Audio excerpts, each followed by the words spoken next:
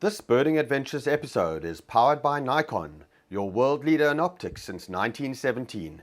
This week we're on the beautiful island of Inagua, and we're going in quest of our golden bird, the Inagua woodstar. Let's go birding!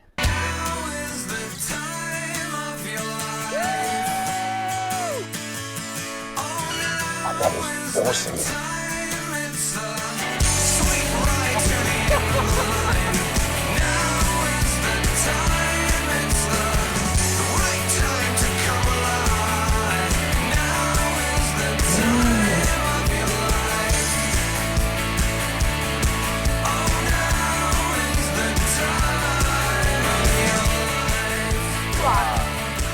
I got it! Looks like we can get out into the ocean. I'm about to get in a cage with Australian saltwater crocodiles. And I'm gonna fly like the birds. Oh! I will never forget this moment. Let's go birding.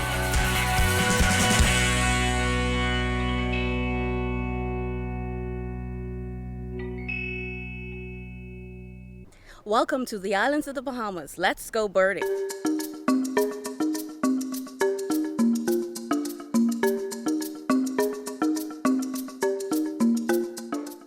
Like a scattered string of pearls strewn across a cobalt blue plate, the islands of the Bahamas stretch from their most northerly point in the Abacos south to Andros and Inagua, across 500 miles of the Caribbean Sea.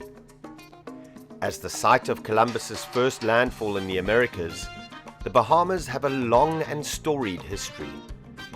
With over 2,000 islands and keys, the Bahamas are home to some of the best beaches, diving, fishing and birding in the world. Join us on a fascinating three-part series on the endemic birds of the Bahamas. From the Inagua woodstar to the Abaco parrot to the Bahama oriole of Andros. Join us as we discover the amazing bird life, natural beauty, culture, people and food across this pristine and biodiverse island chain. Home to over 80,000 flamingos, the national bird of the Bahamas, Inagua is a haven for birdwatchers. Along with the flamingos, birding enthusiasts will find over 140 species of native and migratory birds, making Inagua the bird-watching capital of the Bahamas. Join us as local Bahamian guide Casper Burrows shares his experience and knowledge, helping us find our golden bird for this episode, the Inagua woodstar. Let's go birding.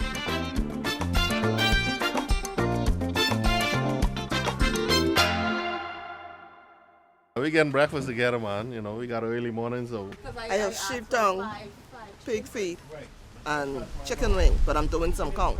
Pig's feet sauce. I know what I'm getting. Sheep tongue, right? One sheep tongue for you. Really tasty, huh?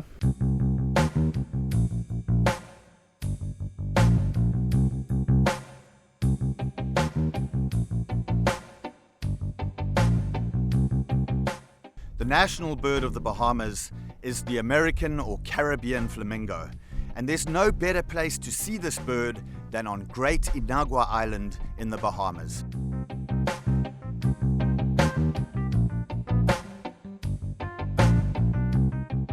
It's an incredible success story.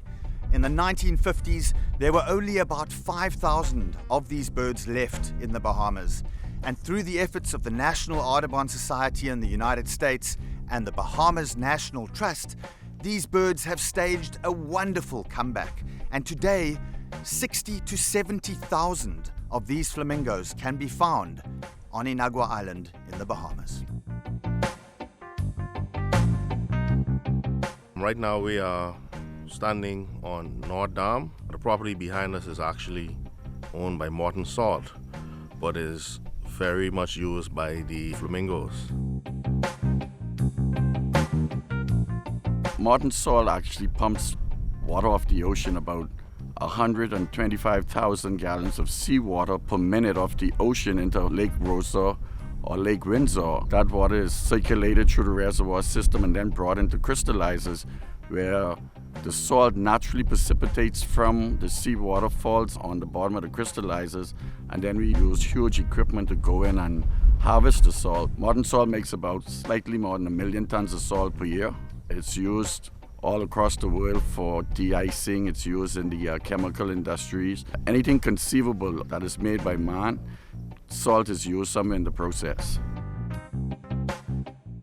It's a peaceful feeling to see the flamingos and all the other birds flourish in the reservoir system.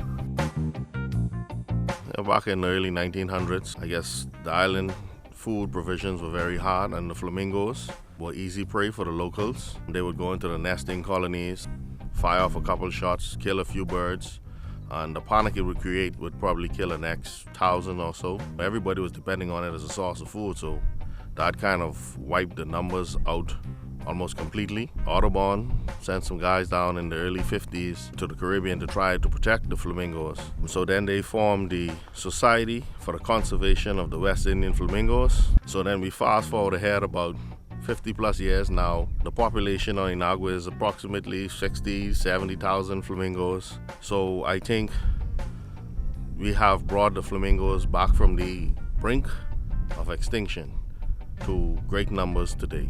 Inagua is the place to be.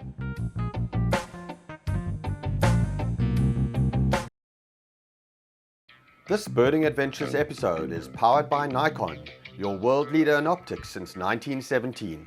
And sponsored in part by Manfrotto, complete solutions for photographers and videographers. Visit manfrotto.us. And by Pelagic Polarized Sunglasses. And by the Islands of the Bahamas. Birding is better in the Bahamas. The residents of Matthewtown open their doors to all guests, including guests of the feathered variety.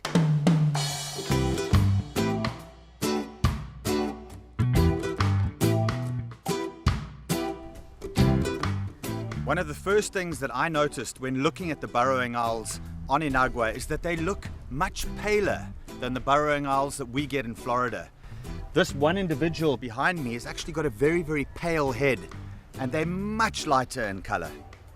Any piece of open land on Inagua is prime real estate for burrowing owls. There have to be literally thousands of these birds on the island.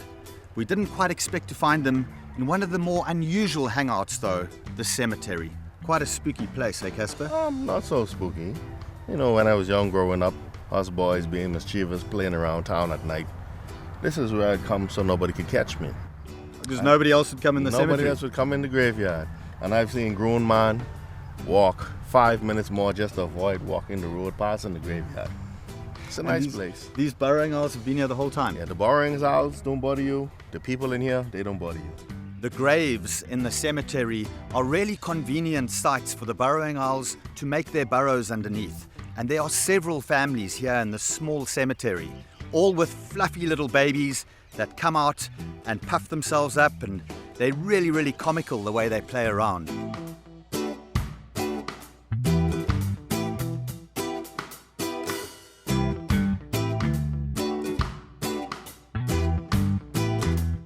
The coastline of Inagua holds unfathomable beauty. This rocky shoreline is home to white-tailed tropic birds. We've got probably about 10 of them right now, circling behind me. Those beautiful white streamer tails and those bright orange bills. These birds actually nest on the rocky shoreline of Inagua. What a stunning place with some absolutely stunning birds.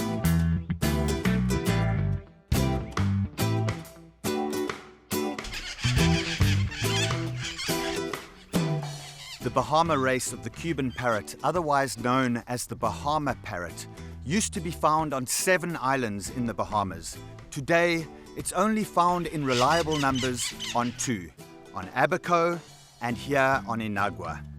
The Inagua parrots are very different in their nesting habits to the ones that are found on Abaco, because here on Inagua, they nest in trees, whereas the parrots on Abaco, strangely, nest right in the ground.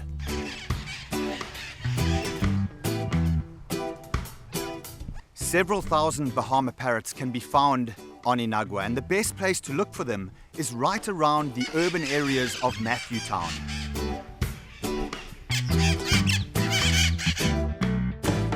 The scientific name for this parrot is Amazona leucocephala, which means the Amazon with the white head.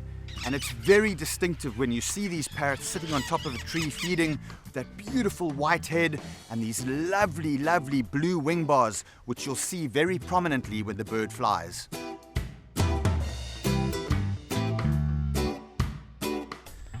The habitats on Inagua are pretty unique. Starting from the coast, you get the rocky shoreline, and then further inland, you get the mangrove swamps, and then the habitat changes into white land coppice. And this is the habitat that we're standing in right now.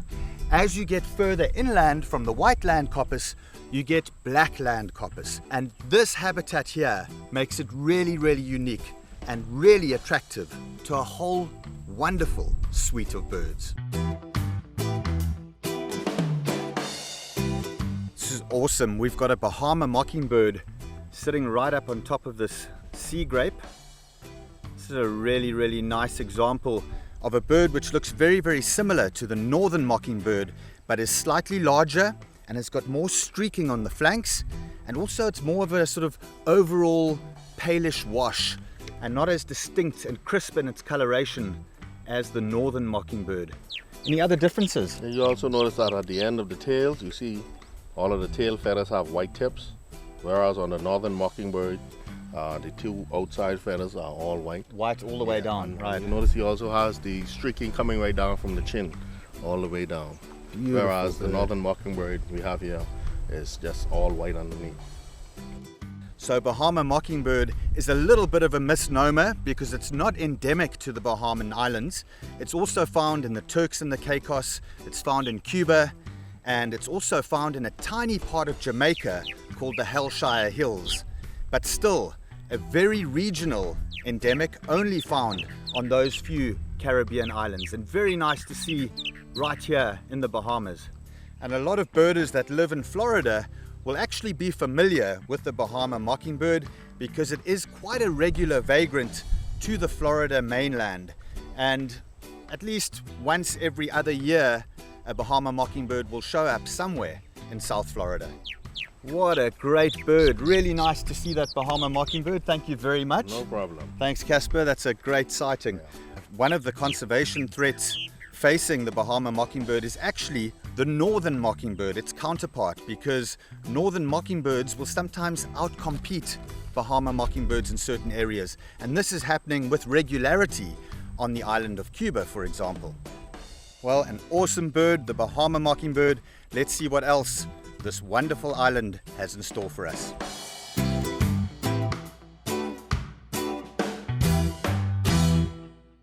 This Birding Adventures episode is powered by Nikon, your world leader in optics since 1917, and by the islands of the Bahamas. Birding is better in the Bahamas.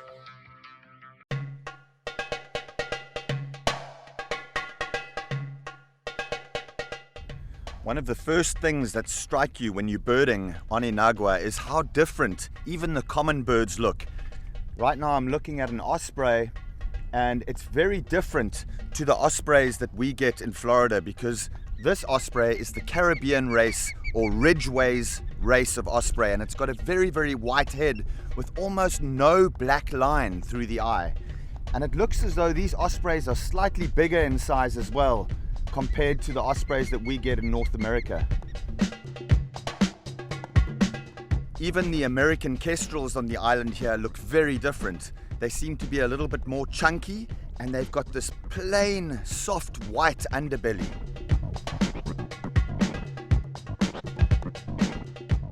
Inagua has an extensive network of both saltwater and freshwater ponds, and these ponds are home to two specialty species of ducks, the Bahama or white-cheeked pintail, and the West Indian whistling duck.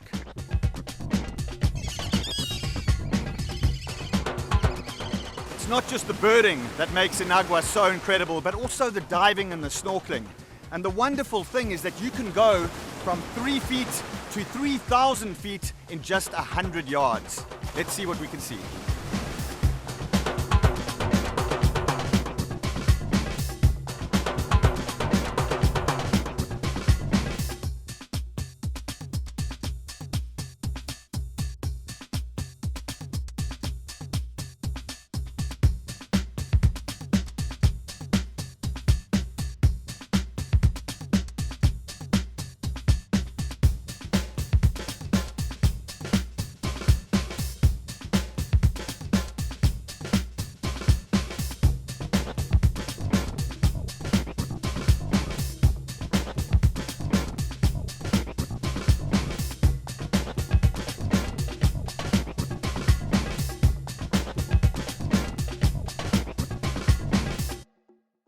This Birding Adventures episode is powered by Nikon, your world leader in optics since 1917. And sponsored in part by Manfrotto, complete solutions for photographers and videographers. Visit manfrotto.us. And by Pelagic Polarized Sunglasses. And by the islands of the Bahamas. Birding is better in the Bahamas. This morning, we're waiting for the most special bird of Inagua, the Inagua woodstar, to show up at Brensville Suites in Matthewtown on Great Inagua. Casper, tell me about this place. Okay, well, Brensville Suite is a small guest house on the island. The owner-operator, Cynthia Harris, has beautified the place with a lot of plants, mostly native plants, like the national flower of the Bahamas, the yellow elder, one of which the Inagua woodstar loves. The hotel itself is surrounded by plants, and it's just one of the birding hotspots here on the island. So if you stay here, you can wake up with the birds, you can go sleep with the birds.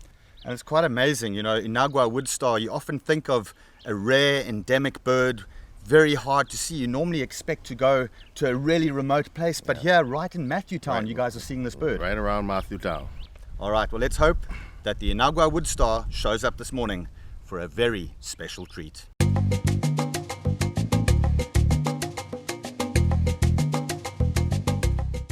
All right, so this is the tree I was telling you about, the noni tree. You see the little white flower right here on the fruit coming out? Oh, yeah. This is one of the favorites of the Inagua woodstar. So anywhere around town you see one of these, sit down and wait a few minutes. You're gonna get yourself an Inagua woodstar. Okay, there's a male now, right on the yellow flower. Oh, beautiful. Right there. Yeah. Awesome. I've got a male Inagua woodstar flying around these elder flowers. Wow, look at him hovering there. This is amazing.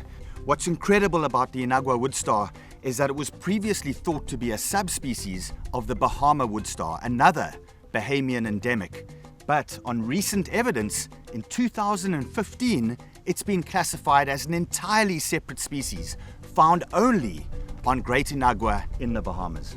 The forehead of the crown in the Inagua woodstar has the iridescence, and on the Bahama woodstar it doesn't. And also the tail of the Inagua woodstar is more deeply forked. And then there's also a difference in voice, right? In call. Yeah, the call is different. While watching this male Inagua woodstar, we've noticed some very interesting behavior.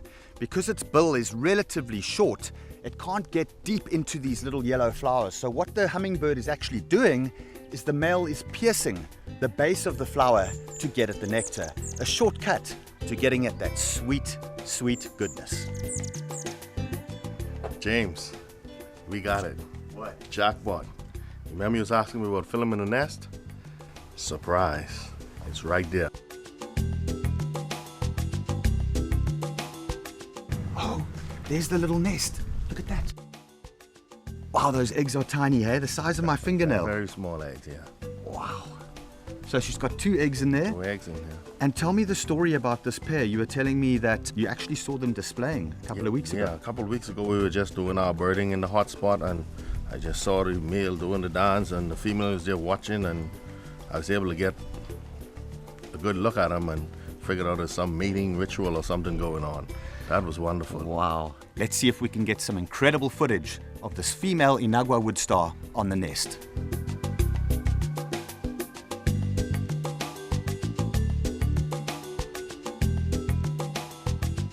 So Casper, tell me what the nests are made out of. It looks like just made out of some soft leaves and a lot of spider web or cottony-like material. And you'll see the females coming back and forth with the little patches of the fuzzy stuff in the mouth and just keeps poking around at it. And if you look at it, sometimes she actually has it kind of closed in to protect the eggs from the wind with all the limbs blowing back and forth. And she's so tame. I mean, look at her. We're literally probably 4-6 feet from her and she's totally relaxed, just coming and going from the nest. Yep, she's used to humans now, so she's one of us. Wow. It's amazing how confident hummingbirds are. They're really confident little birds. They'll come in, they'll get really aggressive when defending their food source, and then at the nest, with people walking around the whole time here at the hotel, she's totally okay with human presence. An incredible species, an endemic of Inagua. Our golden bird for this episode, the Inagua woodstar. Yes, well played, Casper. Great bird. Join us next week when we continue our adventure in the Bahamian Islands as we journey to the island of Abaco.